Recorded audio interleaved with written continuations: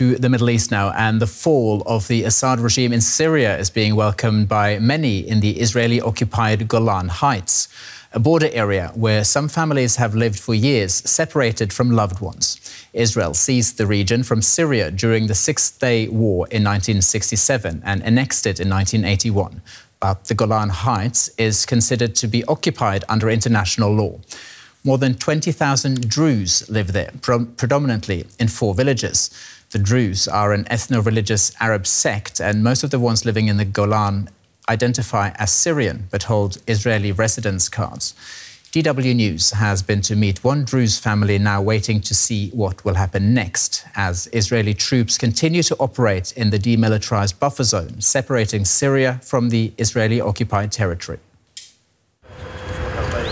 This is the town of Majul Shams, and these flags represent the new Syria after the fall of President Assad across the border.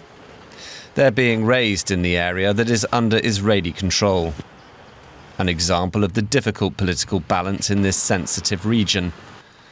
Around 10,000 people live in this town here in the Golan Heights, the majority of whom have a strong Syrian identity. While statues of the Assad dynasty were being toppled in Damascus, Israeli army vehicles were seen heading towards the Syrian border. This is Nadim, who lives across the border in Syria. He hasn't seen his family in years.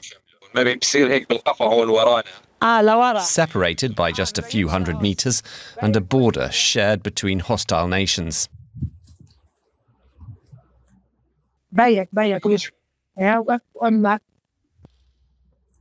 This is Aiden, Nadim's cousin. He's a soldier in the Israeli army. Despite being blood relatives, in a potential war, they would be sworn enemies.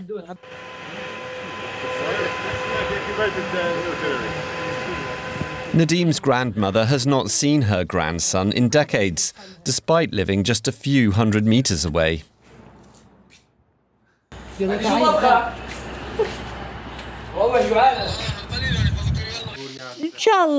About 20 years ago, I went to Jordan to meet him, but I haven't seen him since. People here care less about who rules them and only want the physical divides to be removed. What matters to us is that peace is achieved, Nadim tells his aunt. We want peace in the entire region, not just here, to forget the wars and move freely. For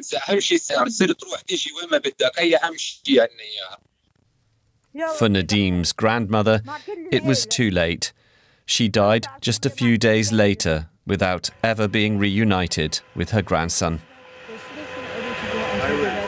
Joining me now from London is H.A. Hellier, Middle East expert at the Royal United Services Institute for Defence and Security Studies.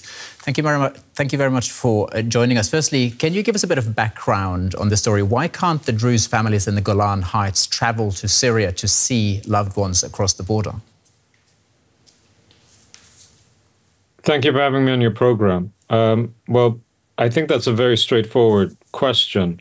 The Golan Heights is occupied by Israel, was annexed by Israel, and an annexation that was not recognized by anyone in the international community other than the Israelis and in the Trump administration, the United States. So it's occupied territory. So it's unsurprising that the Syrian government at the time would allow for people to cross over from what's an illegally occupied territory freely back and forth into the country, or rather into the rest of the country. The two countries simply don't have that sort of relationship. It's unsurprising. If you ask me the same question when it comes to Ukraine and Russia, I don't think we'd be surprised if the same arrangements applied. Now, the fall of the Assad regime has created hope that Syria's new leadership will allow Druze residents in the Golan the possibility of crossing over the border. How likely is that, do you think? I think that's incredibly unlikely. I don't think that there's any impetus in that regard. I mean, frankly, it's, again, I'll draw you back to an issue closer to home for us. Would you expect a similar situation to be any different between Ukraine and Russia? No. Many Druze who live in the occupied Golan Heights identify as Syrian and have opted not to take Israeli citizenship when they were offered that. How has that relationship worked over the years? Well, I think, as you mentioned, the majority of Syrians that are in the Golan Heights occupied by Israel, they maintain their Syrian identity. They do not recognize Israeli sovereignty as being de jure acceptable. Of course, de facto they do. So I think many of them have ID cards in order for them to get around and to simply operate on a day-to-day basis. But they continue and maintain their Syrian identity. I suspect that that will continue for the immediate and foreseeable future.